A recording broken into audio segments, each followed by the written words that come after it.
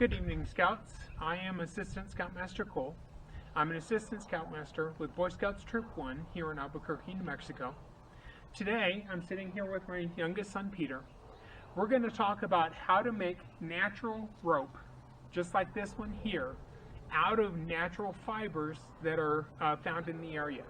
Now again, I'm in New Mexico, and so I made this out of a grass, kind of a bush, that is common in this area, and that I happen to have growing in my backyard.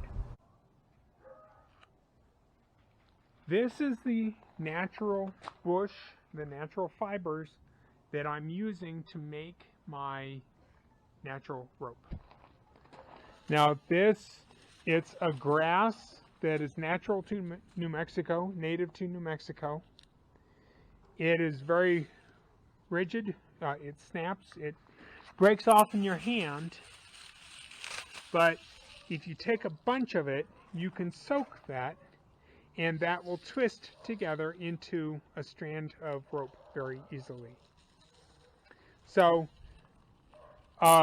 typically I come over here with my knife and I start cutting off pieces. You can see here I cut off a big section. If you saw that in the wild, you might think that there's an animal that lives under there. But because this is in my backyard, I know that it was probably just me harvesting some of the natural grass in order to make rope.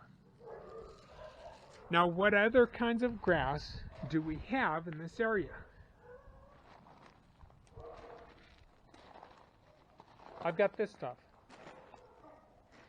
I don't know much about this kind of grass, except for it is a lot sharper.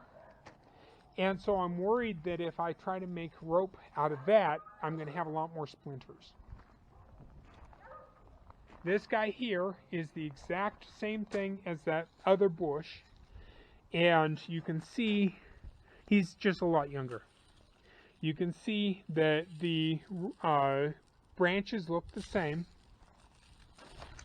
Being that it's grass, you can break it up in your fingers into natural fibers, very loose fibers.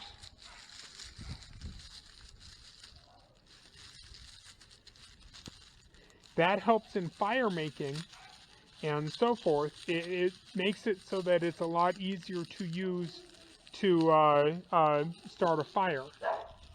But in this situation, we're putting it in the pot to try to make our rope. This is, I haven't put in these grass plants myself. They were naturally planted by birds. And so, because of that, you can be sure that this is pretty native to the area. We also don't water these much. Granted, every now and then they get watered when I'm watering other plants, but most of the time they just grow on their own and grow plentifully in this area. Alright, so Peter, why do we do natural rope, natural fiber rope? Why do we bother making this? We make it because if nothing else, it's fun to make. And if you don't have enough paracord, or if you're on a show where you are given an limited selection, then you can bunker down in an area near a bush like that, and you can make your own rope to set traps and to make nets and... Okay. Do we expect people to become Bear Grylls? No. Bear Grylls? What is that? Bear Grylls is a famous survivalist. He was part of the English military, and he trains people in how to do all kinds of crazy things. He's got TV shows and so forth. Okay. And the people will do, they'll do stuff like kill a snake and, get all the meat and everything out of the skin, and then fill the skin with water and use it as a big water bottle. Stuff like that. Anyway. That's actually very fascinating. I want to watch that later. Anyway, this again is the natural rope that I made. I made this rope on Friday. I made it by hand, and it's not that hard to make. What you need to do first off is you have to take the rope, or take rather the natural fibers, and you soak them. here we have a lot of grass that it's just the grass leaves, I guess you could call it, from that bush, and they're soaking in this pot. They've been soaking for about 5-10 minutes, not too long. It doesn't matter how long you soak them, they soak up the water very easily, and because of that, they will become very, very easy to move. Now, Peter, in an emergency situation, can't I just pull rope out of my pocket or my backpack or whatever and use that to build a shelter? Yes. Okay, so why do I need to do this? Why do I bother? Because as I said earlier, you might not have enough rope.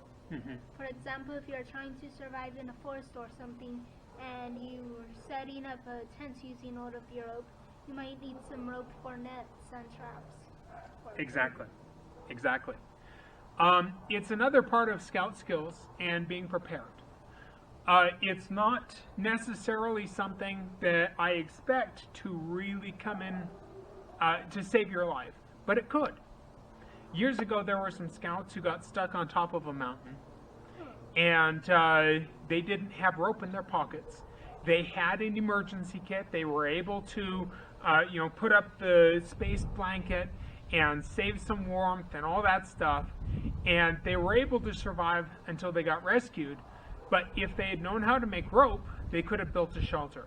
They could have built something more sturdy, and then they wouldn't have had to be so stressed about trying to survive with just a space blanket.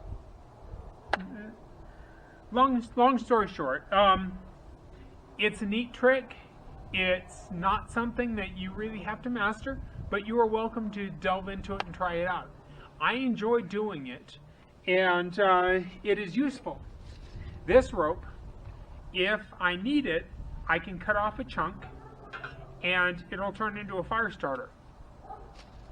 Often, as you guys have seen on my channel, I use flint and steel to start a fire.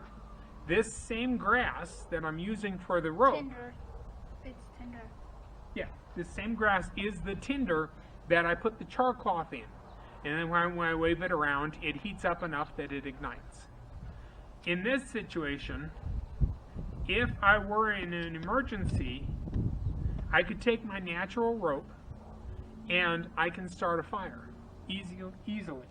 Now, yes, it's New Mexico. Yes, we're actually under a fire warning. However, that's a fire pit. I can start something really small like that, put it in the fire pit, and once it's out, I've got water right next to me. I can make sure that that's not going anywhere. So I'm safe, and I'm being careful.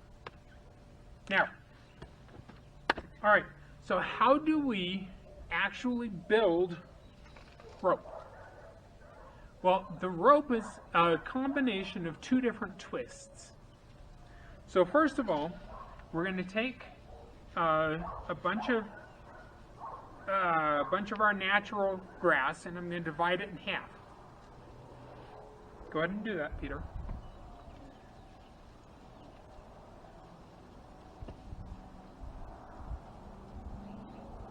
Okay. I've got 10 strands there, maybe more. I don't know. However thick you want your rope is how thick you start. You're going to start with this stuff, and through all the twisting, it's going to get a lot thicker. But you don't have to go this thick. If you want, you can go 2 strands. In fact, when you're first starting out, it's a good idea to start with just a little bit. Anyway, so first of all, we're going to take it and hold it in one hand and twist it with the other.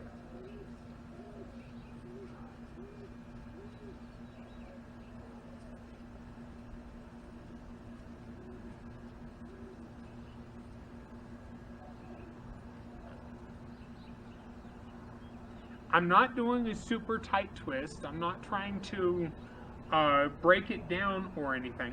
I'm just basically trying to get it to stick together at this point. Once I've done one side, if the water does kind of help it stick together, but that's unreliable because the water is going to drain out of it as I twist, as I tighten it. So grab your other bunch and do the same thing. Okay, so set that aside. Grab your other bunch and twist it. Now, when it is soaking in water, it becomes very flexible. Otherwise, I couldn't do that. Here's a piece of the same, a leaf of the same bush. I gathered this at the same time, and I have not soaked it. And it just breaks apart into little bitty pieces.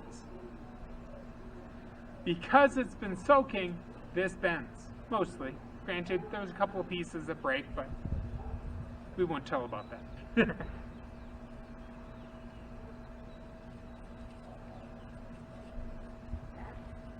Yeah, that's good. All right, now, I'm going to take the first twisted group in my hand, and I'm going to take the second twisted group in my other hand. So one in each hand, Peter. There you go. Now I'm going to cross the tips here just a little bit. So I've got my two pieces. I'm going to hold it down a little bit lower so you can see it's just crossed. I have a feeling I can know where this is. I'm not tying it or anything there. I'm just holding it. I'm holding it right at the cross. You doing okay? All right. Now I'm going to twist it, but this time I'm going to twist it a lot more tightly. Okay, and just the one side, not both sides. You twisted them together, didn't you? Separate them out again. No, definitely not. While he's fixing that, I'm going to twist my other side. Same direction, same thing. All right.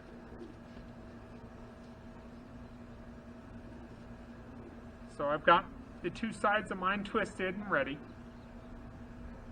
Okay, yeah. So you're twisting away from yourself. So the top is going away from you. Okay? Peter, are you twisting away from yourself or the top is going away from you? I think. Look at what direction I'm turning. Yeah. I'm twisting in that direction. Okay, yeah. I'm twisting it in this direction. Oh, I'm doing it in the wrong direction? Okay. Now do the other one. 1 minute.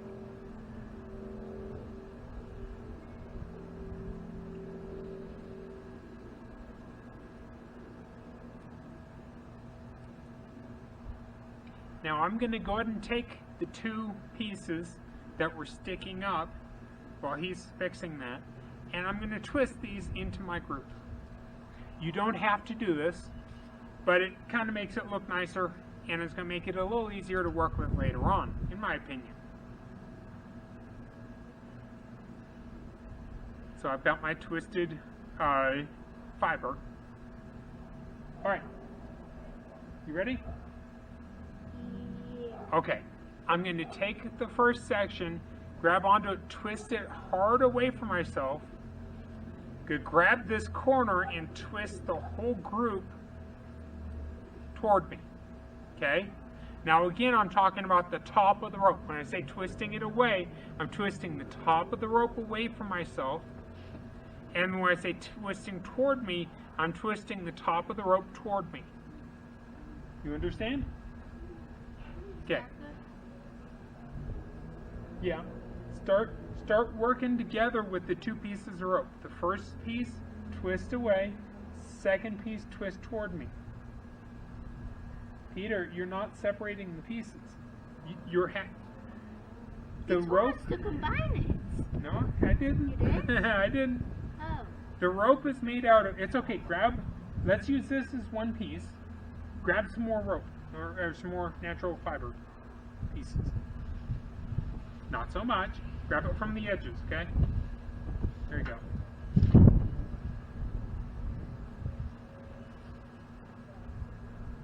Okay, twist it.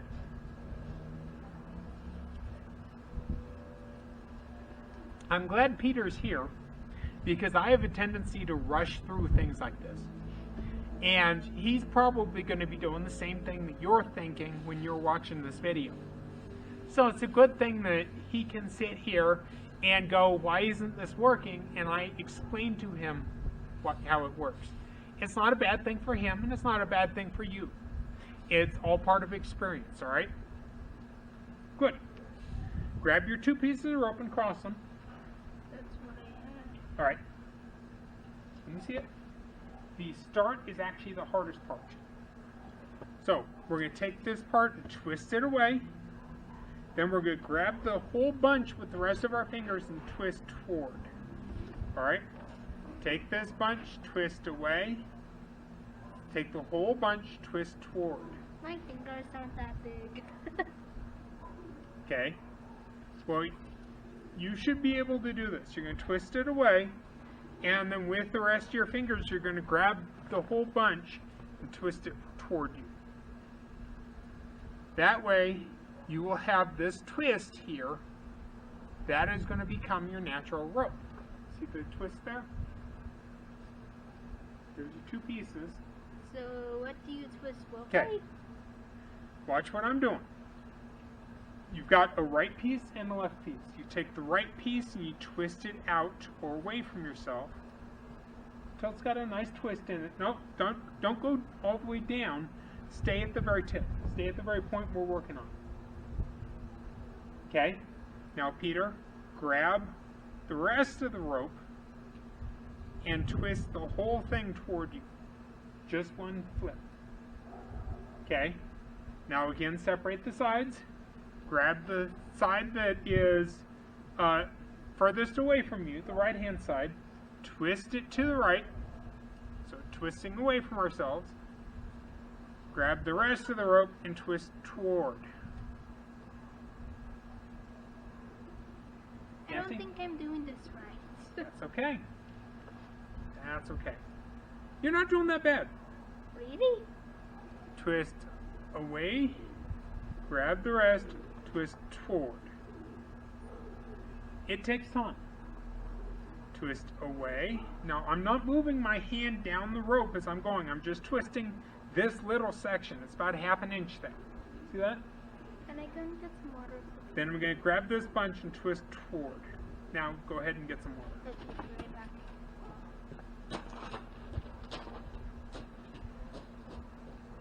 All right. While he is in getting water, I'm going to let you guys know the reason why.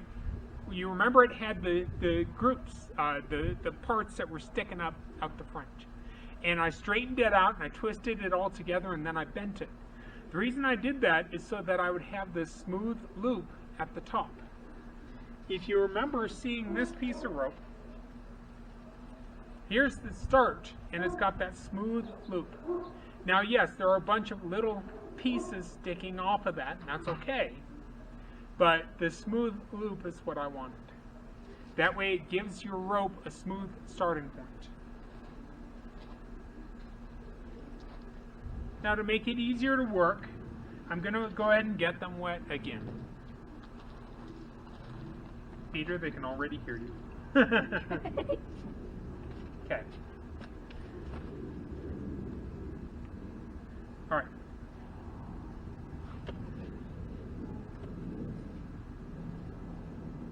And I will do it 3 times here for you. All right. So you're going to hold the lowest twist when you do this. So you're going to twist that piece. Okay. And twist the group toward you. And then you're going to move your fingers down and do it again.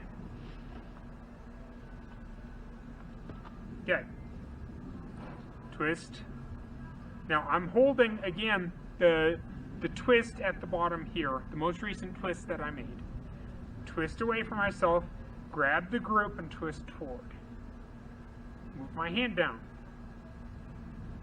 Twist away from myself, grab the group, twist toward. Dad, Okay. this isn't okay. Actually, it looks alright. It looks alright. It's not tight, but that's okay. You're still learning. I would be surprised if it was super tight at this point. So you're gonna twist Strong enough for that. away from yourself, grab the group. Ah, wait a minute. What? It's backwards. Something's backwards. Have I been doing it backwards this entire Peter? time? twist away. Yeah. The top of the rope is going to go out. Then I'm going to grab the group and come where my knuckles come toward me. Now you do it. I want to see how you're doing this. So you twist. Yes. Right. Yeah. And then move your hand down to hold that twist. What Peter did is he twisted it away and then he just kind of swept it across. Now that's a looser way of doing the rope, but it will work just fine. Is it that or that? When you turn the whole group, you're turning it toward you. So you're starting out where you see your palm and rolling your wrist over so that you see your knuckles. So I'm going to first twist my rope away from me. So I'm starting out, I see my knuckles, I'm turning it so I see my palm, grabbing the rest of the rope and turning it back so I see my knuckles again. Does that make more sense? Okay. As you practice this, you'll become quicker at it, and it will become much easier to do. It does take some muscle strength. Now, if you notice, my rope is, or my fibers are starting to get loose here. There's not so much. That's okay. That means you're just not tying it very tight. Again, that's okay. This is your first time doing rope? Second. Okay, your second time doing rope. That's exactly. That's okay. Now, since I don't have so much material there, I'm going to take some more out of the water and I'm going to put it in my hand there and I'm going to twist the group nice and tightly. Grab this, twist away. Now, this little bit that's stuck up at the very end of that new group that I added to that, I'm going to include with the other side here. Twist this group away from me, grab the group, twist toward me. So now that fresh grass is incorporated into this here, this guy's a little thin. I'm going to do that. First I need to get him on top. Now he's on top. Get some more natural grass, put it there. Alright. I don't think I did that. Hold on. Okay. Now again, I'm sweeping over the loose pieces into the top piece here. Roll them in, and then twist down. Now watch what happens when I let go. It stayed put. Oh, it did. That's the interlocking of the two knots. They're fighting with each other. Because they're fighting with each other, it's locking them together. See this? All right. This is what I did. Okay. We've got, all right. It is really loose, and that's okay. Okay. You grab the top, twist away, grab the group, twist toward. You want to do it tightly. I know that you're trying, and that's okay. That's perfectly fine. Let me show you guys how tightly I have to twist that. That's a very tight twist there. Then I'm going to grab this group, and again I'm going to twist it tightly to lock those fibers together. Now, there you go. We have rope there, and we have fibers that we're going to continue working with. Does that work okay?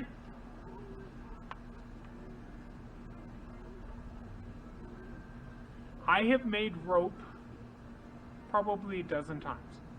I'm not an expert at it, don't get me wrong. Like with many things, I'm still learning. But it's a skill that I have recently become decent at. And I figured I would share it with you guys as a scout skill that you can start working on so that you can know how to build rope so that you can build a shelter in an emergency. That's why we do all this stuff. The lighting fires with flint and steel, why we sharpen knives on rocks, and we go over how to make the right kind of fire material and so forth. It's for an emergency. Because in an emergency, when it's you and your skills against whatever situation you're in, doesn't have to be end of the world. You're stuck on a mountain somewhere. It starts snowing. And you don't have the gear to survive. Well, we can extend your survival chances by working with the gear that we have. What's up, Peter? My hands are starting to get sore. Your hands do get sore.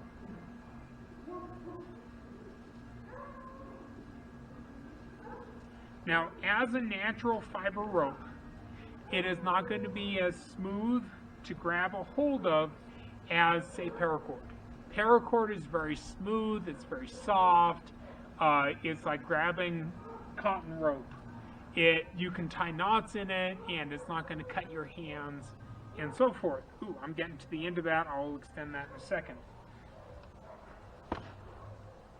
But, come on, paracord.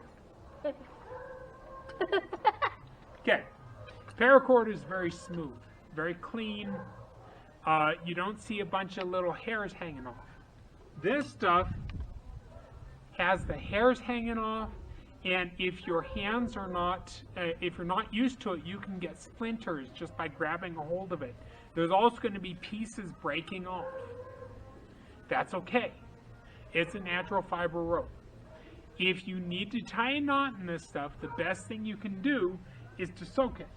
Just like I'm doing already with these natural fiber grass leaves. I'm going to soak that, and it's just a few minutes. If I'm tying a loose knot, I could tie it already. I don't have to soak it for that. If I want to tie a good knot out of it, if I soak it, it is much more likely to permit me to work with it. See that? I couldn't do that before. And that was, I just stuck it in and pulled it back out. If I soak it for a while, it'll be very receptive of my desire to tie a knot. Okay? Extra credit if you can name the knot that I'm tying. Bolin? Bolin! Good job! I just named the random knot. I do not know my knots.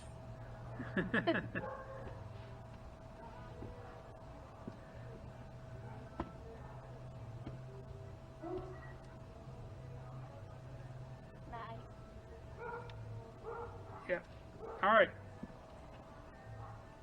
There is my bowline in natural fiber rope. Ooh, it's a sling. No, it is not a sling. It is not a noose. And a bowline is not a good knot if someone were attempting such things. I know, because you would want to a knot that makes it so that the more pressure you put, the tighter it gets. Bowline intentionally doesn't tighten down. It stays in place so that if there's an emergency, like a scout falls off a cliff, you could grab your piece of rope. Now I'm going to tie it small, but you grab your piece of rope, quickly tie a bowline, and then you could toss it down to them. Boom, there's my bowline, toss it down to the scout. Now, that'd be a very small scout, because he's supposed to get it up here under his armpits so that you can pull him up. That's way too small, but it's a good example. Ooh! Okay, put it back. Let me see your rope. Okay. It's getting very dry. That's okay. What we do is we take it and we're going to put it back in the water for a minute. Doesn't even have to be super long, just long enough to loosen the fiber up again. Grab the bunch, twist away, grab the full thing, twist toward. Grab this section, twist away, grab the full thing, twist toward. Peter, again, this is his second time making rope. And he's got stable rope there that will hold. It didn't fall apart. Yeah. We'll keep working it. Okay, I've come to a point where this guy's way short. This guy's starting to run out. So once again, I need to add to my pieces of natural fiber. Grass is natural fiber. It breaks down into a very fibrous, very stringy consistency. That's why I keep calling it natural fiber. Now I'm going to take that, I can put that there, take a little bit more, I'll put it on top. Both sides need it right now. Alright, take the top, twist away, grab the bunch, twist toward, take the top, twist away, grab the bunch, twist toward. Now, I've got all these loose fibers, I'm going to bend them over to join this side, twist away, grab the bunch, twist toward. It makes for a bulge in it, but that's okay. Now, the smaller you are working with, the less fiber you're going to want to have in each portion. And when you have less fiber, it's not going to be anywhere near as thick, obviously.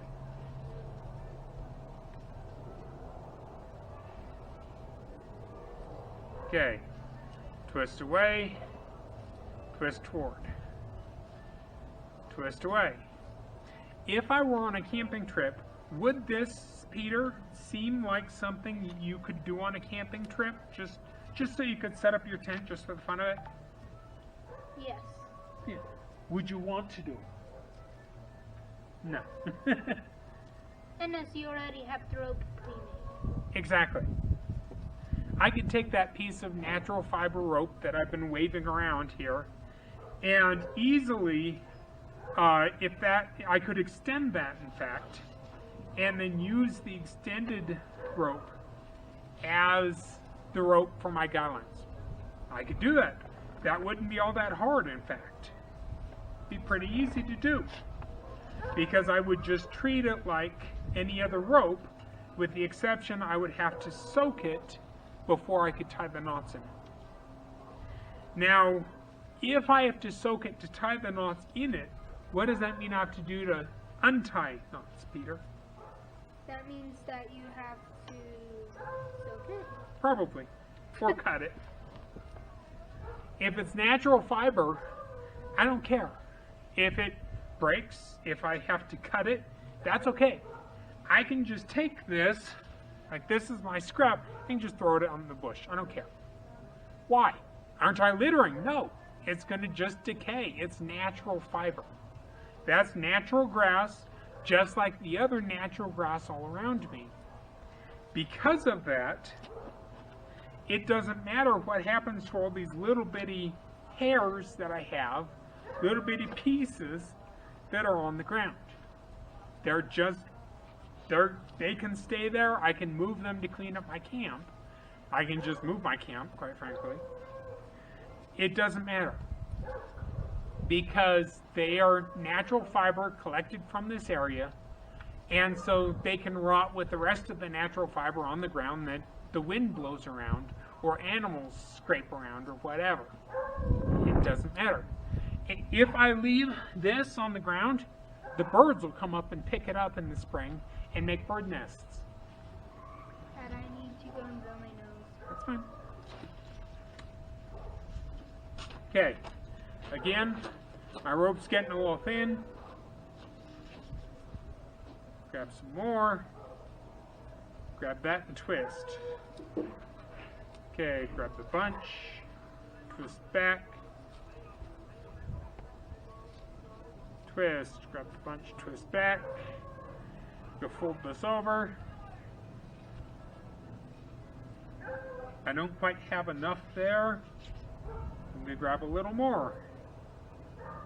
Now I'm trying to keep a bigger consistency because I want a rope that's actually usable for something, not a twine. If I were making twine, I'd just be using 1 to 2 strands of this natural grass at a time. It wouldn't be very much, and it goes a little faster. But as I'm showing you, I'm speeding up. As I'm speeding up, I've already got 2 feet of rope there.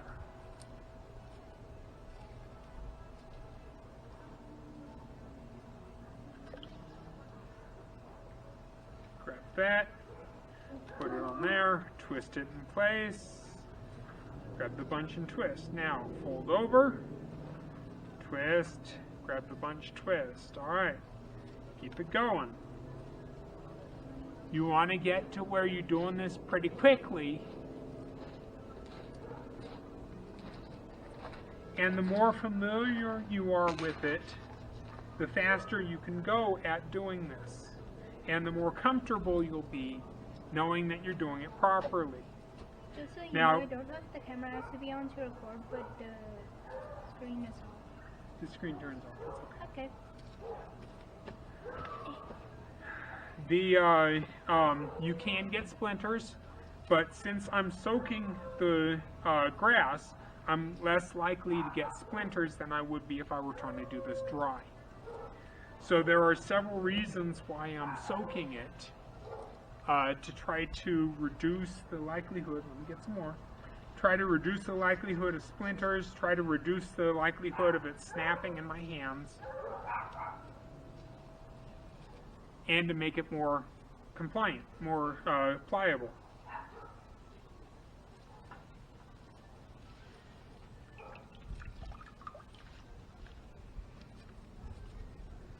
Now, I learned this through watching YouTube videos and then trying it. The YouTube videos that I watch talk about, they're often shot in areas where you've got taller grasses that are, these green grasses like Ohio or whatever, and people are going out into the fields where they've got knee-deep grass and are making the rope out of that. That works fine. Well, I was trying to figure out a solution or something that I could use here in New Mexico to do the exact same thing, and I figured I'd try it with the bush that I showed you earlier. If I don't soak the rope, or rather, if I grab green grass from there, I don't have to soak it. I have to break it down into the fibers. Well, I have to break it down more into the fibers, so that it's long, thin pieces. That way it is more compliant, but it's already wet because it's got the natural wetness of the sap within it. I can split that in half into 2 groups. That's the first one. The second one. Twist that in.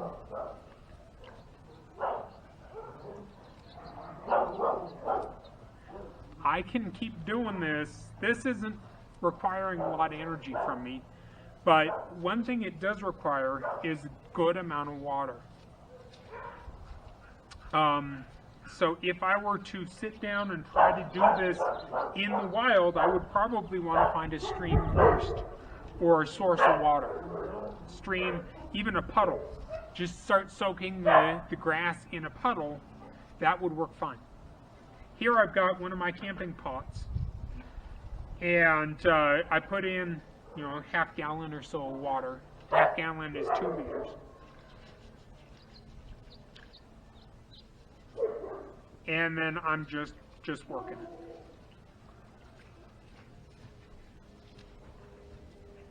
Once again, the more comfortable you are with it, thank you, Peter, the faster you're going to be able to go at it.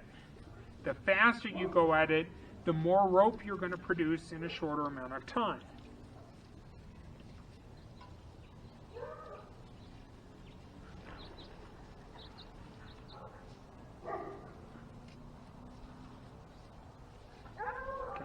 another bunch. My hands are getting a little red, but it doesn't hurt.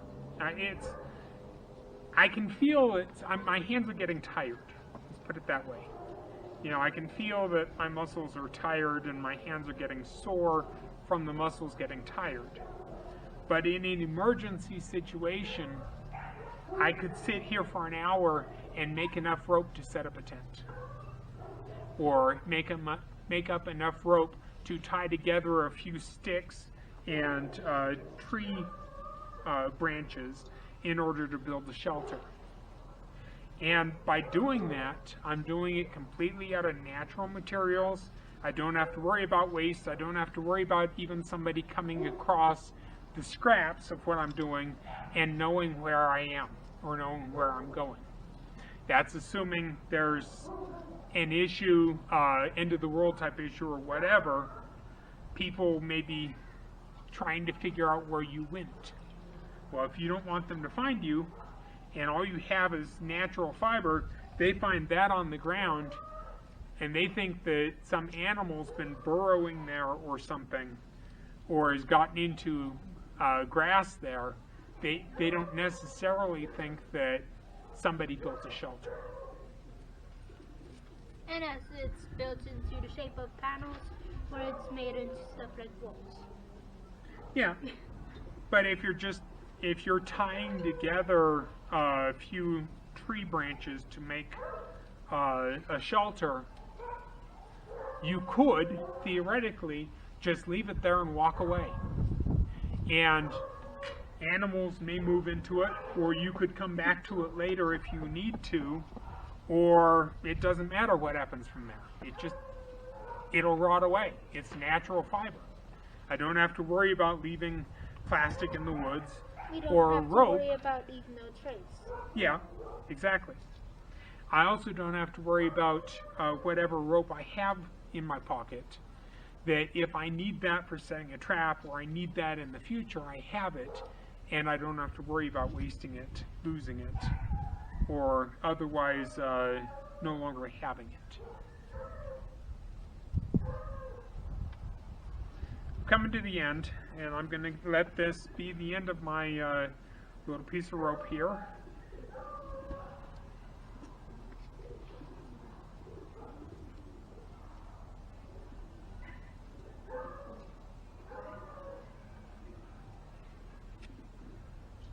And then I can just rip it off. I've got good 4 feet of rope there. 4.5 feet of rope. Now, if I needed it, I could always just square knot these two together.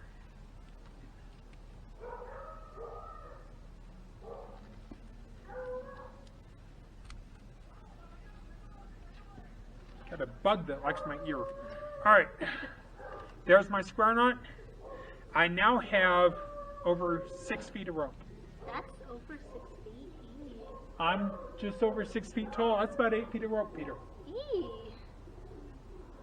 That's enough that you could put together a guy line on a tent. Now, the strength of this rope is not the strength of paracord.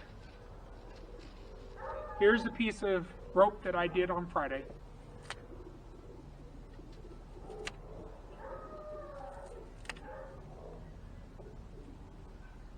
The thicker the rope is, that was pretty thin, the thicker the rope is, it's going to be harder to rip. Bad example. No, that's exactly it. I couldn't rip that. But this area here, the thinner rope, I can snap. Okay. All right. Thank you for joining us today, Scouts. I hope you guys learned something new and useful. I hope you guys have fun. I would encourage you on your next camp out to, if you're on a camp out with me, ask me and I can show you and we can sit down and make some natural rope. If you are with another troop, you can show this video to your Scoutmaster and the two of you can try to make rope together. It'll be a good learning experience for both of you, and will add to your abilities for emergency preparedness and so forth. If nothing else, if you're trying to survive like 100 days in the forest for some reason, then you can use this method with a weaving method to make a chair. Yeah, yeah, absolutely. One quick thing, I talked about if I were making twine. Let me show you that quickly. You take a little bit here, a little bit there, twist it together. Okay. Same thing, take them across, twist, back, twist, back, twist, back. Now I'm going to fold it over, twist, toward me, twist, fold toward me, twist, fold toward me. Exact same technique and everything, easier to do because I'm not working with as much, but I'm also, it's harder to see because it's a lot smaller, which is why I was working specifically with the bigger pieces of natural fiber.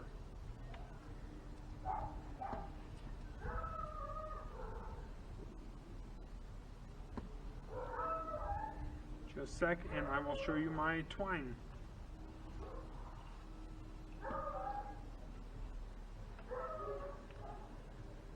There's my twine. Again, it's not coming undone because the knots, the twisting itself will cause the rope to fight against itself to the point where it locks together. So, that's that. I hope you guys try it out. I hope you guys have a great time in the woods, and I want to encourage you guys to get out and try something new today. Once again, this is Assistant Scoutmaster Cole from Boy Scouts Troop 1 in Albuquerque, New Mexico, signing off. Bye.